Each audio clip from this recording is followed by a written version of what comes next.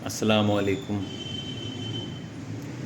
शरीक के दाखिले का जो तीसरा सवाल है वो शाह और पटेल नफ़ा नुकसान का जो तनासुब है या नफ़ा नुकसान की जो तकसीम है वो 3 निस्बत 1 में करते हैं। मतलब टोटल हिस्से 4 है और उसमें से 3 हिस्से ये शाह को मिलते हैं और 1 पटेल को मिलता है। तो इस तरह से इनका तख्ता वासिल बकाया दिया हुआ है, जिसमें इधर असास है हमेशा की तरह और ये उनके कर्जा जात है, सरमाया वगैरह। तो इसको हम इस सवाल को शरीक के दाखिले को हम कैसे करते हैं हल कि सबसे पहले तरमीमात हल कर लेते हैं। तो पहली तरमीम है 16,000।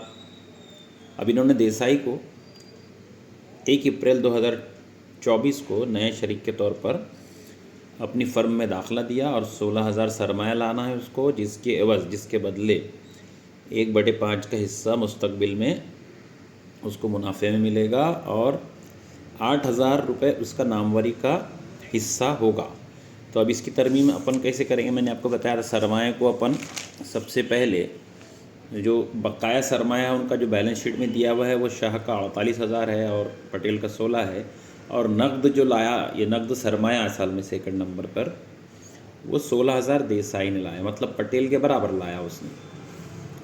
और नामवरी जो है वो 8,000 है। तो क्योंकि 3 हिस्सा शाह लेता है और 1 हिस्सा पटेल लेता है, इसलिए 8,000 की तकसीम हमने ऐसे किया कि 6,000 और 2,000 बांट दिए। अब ये नकद जो है इसमें सबसे ऊपर जो लिखा हुआ है वो सब जोड़ कर लिखा हुआ है, मतलब इसमें नकद सरमाया 16,000 भी आ गया और 8,000 नामवरी की भी आ गए और जो पहले से नकद बचा हुआ है वो भी इसमें शामिल है। तो ये पहली तरमीम हो गई। और नामवरी का भी जो 8,000 थे उसकी भी मैंने एडजस्टमेंट बता दिया। तो नामवरी का इसमें तो पहली तरमीम के जो दोनों हिस्से थे वो पूरे हो गए। अब कर्ज़दारान पर 5% RDD रखना है, वो आपको बहुत अच्छे से आती है। कर्ज़दारान की रकम जो दिख रही है इसमें वो 25,600 है और कर्ज़दारान पर अपने को RDD रखना है। तो सबसे पहले हम जाएंगे असेट पर। असेट पे जाके 25,600 अंदर में लिख लेंगे कर्ज़दारान और RDD निकाल लेंगे, वो 1,280 हो रही है 5%।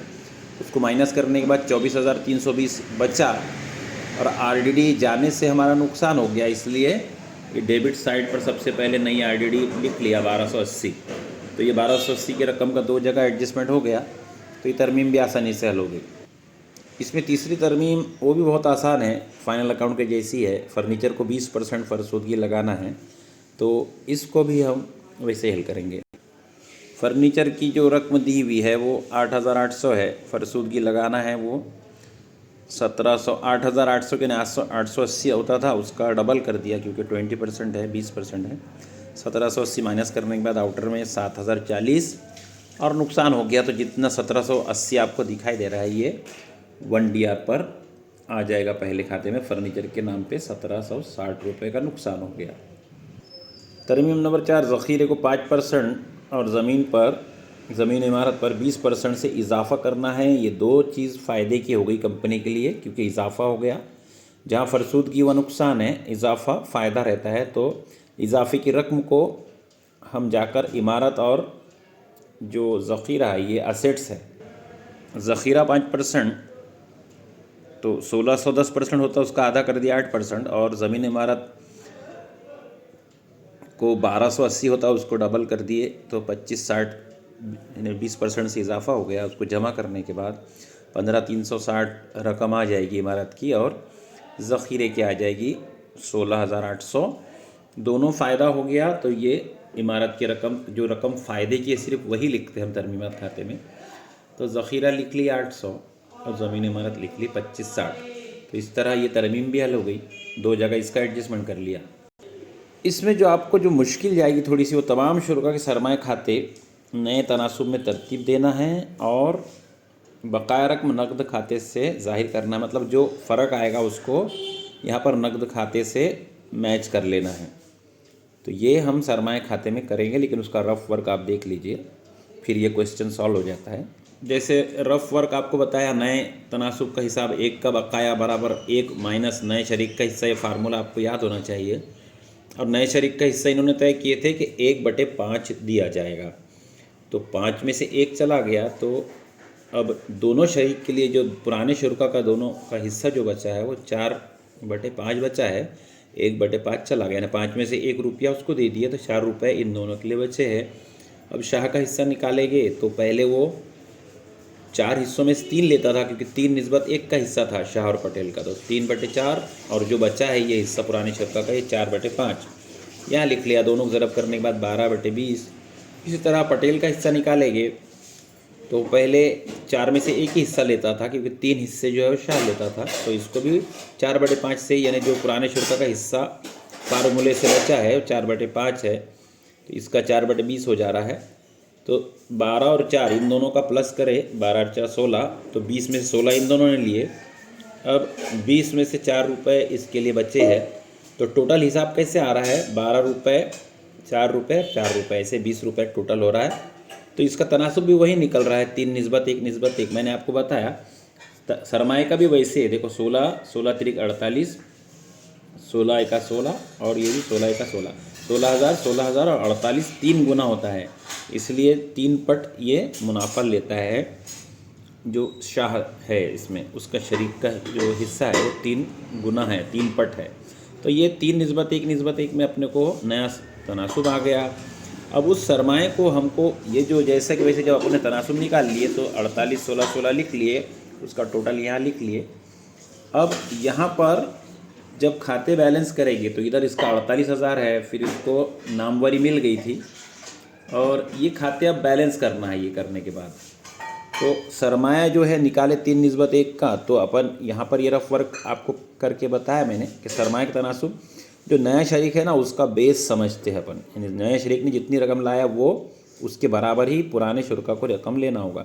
यहाँ इत्तेफाक से देसाई ने जितनी रकम लाया पटेल का पहले से उतना था 16,000 और शाह का 3 पट था, तो उनको अब एडजस्ट कैसा करेंगे वो अपन देख लेंगे। तो ये जब होने के बाद अब अपने को ये देखना है, यहाँ पर कर्ज खान की कोई तरमीम नहीं थी, तो इसलिए उसको 32,000 जैसे वैसे 3L पर लिख लेंगे, अदा तलबुंडियों को भी लिख लेंगे।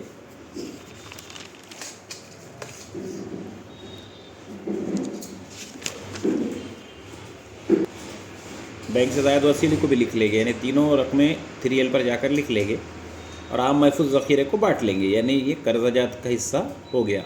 ये देखिए कर्ज़ ख़्वाहान की रकम हमने वैसे के वैसे लिख लिया, अदा तलबुंडियों की भी लिख लिया, और बैंक से ज़ायद वसूली भी लिख लिया। अब आम महफूज की जो रकम है वो 3 निस्बत 1 में 4800 और 1600 में इसको बांट दिया, तो वो 3L का पूरा हिस्सा, यानी सब उसमें का पूरा हल कर लिया हमने। अब इधर देखेंगे तो इधर भी नकद तो पहले ही कर लिया, कर्जदारान भी कर लिया, ज़मीन इमारत ज़ख़ीरा कर लिया, और प्लांट मशीनरी को असेट पे जैसा कि वैसे लिख देंगे, उसमें कुछ है नहीं तरमीम इसलिए। अब फर्नीचर का भी हमने तरमीम कर लिया। ये सबसे नीचे मैंने लिखा है प्लांट और मशीनरी, तो ये जैसे कि वैसे लिख लिया। तो अब ये अपन हमेशा ऐसा करेंगे, तरमीमात हल करने के बाद बैलेंस शीट को देख लेंगे, जो मदों की तरमीम में नाम नहीं आया उनको उनकी जगह पर लिख लेंगे जैसा इसमें लिखा है। अब हम इसको बैलेंस करेंगे, इधर का टोटल 3,360 आया, इधर का टोटल जो है वो 320 रुपये कम आया, मतलब इसका ये जो है बैलेंस करके हम इसको लिख लेंगे 1760 और 1280, तो ये 3,020 रुपये आ रहा था, तो उसमें 320 रुपये बच गए। 360 में 40 आ रहा था, तो 320 रुपये बच गए, तो उसको 3 निस्बत 1 में बांट देंगे। ने 320 रुपये के 4 हिस्से करेंगे, 3 हिस्से पटेल को दे दिए, ने 240 रुपये प्रॉफिट हो गया, पटेल को 80 रुपये दे दिए। ये तरमीमी मुनाफे में इधर 240 और 80 इनके खातों में, अगले खाते में यहाँ डेबिट में था, अगले खाते में आया तो क्रेडिट पर हो गया, तो ये हिसाब यानी ये खाता बंद हो गया। इसमें जो मुनाफा आया पटेल शाह के पास में 48,000, 6,000 नामवरी के, आम महफूज के 4800 और तरमीम मुनाफा 240, तो इसका 59,040 रुपये इधर आया। और क्योंकि 59,040 रुपये वैसे इसका टोटल आ रहा था, तो 3L को हमने सरमाया क्योंकि 48,000 वैसे निकाल लिए थे, तो नकद शाह को लाना है अब, क्योंकि उसका सरमाया पूरा ये हो गया, तो नकद उसको ये असल में नकद शाह को यहाँ पर फ़ायदा हो गया, नकद से उसको मिल गया, समझो ये डेबिट में है, मतलब शाह अपने घर को इसको लेकर जाएगा, उसको 59,000 मिल गया, उसको लाना था 48,000 ईच। इसी तरह पटेल का भी है कि पटेल को लाना था 16,000, लेकिन उसने 19,680 लाया, क्योंकि इसका टोटल 19,680 हो रहा है। इस क्रेडिट की रकमों का 19,680 हो रहा है। 16,000 लाना था, 3,680 रुपये वो घर लेकर जाएगा। अब ये नए शरीक ने कुछ लाया नहीं, इसलिए इसका जैसे कि वैसे सरमाया हम लिख देंगे, तो ये खाते भी मैच हो गए। अब इन रकमों को ले जाने के बाद मैंने बताया कि जब अपन सरमाए का हिस्सा निकाल लेते हैं तो जैसा ये हिसाब निकला है ये वाला रफ वर्क के अंदर, वो वैसे कि वैसे 3L पर लिखा हुआ है, और 3L पर बाकी कीमतें भी है, और 3A पर सब चीज़ें लिखा हुआ है, इसलिए इसका टोटल मैच हो गया 1,28,800, और इधर भी 1,28,800। इस तरह ये सवाल मुकम्मल होता है। अगले वीडियो में इंशाल्लाह चौथे क्वेश्चन के साथ आएंगे। अल्लाह हाफिज़।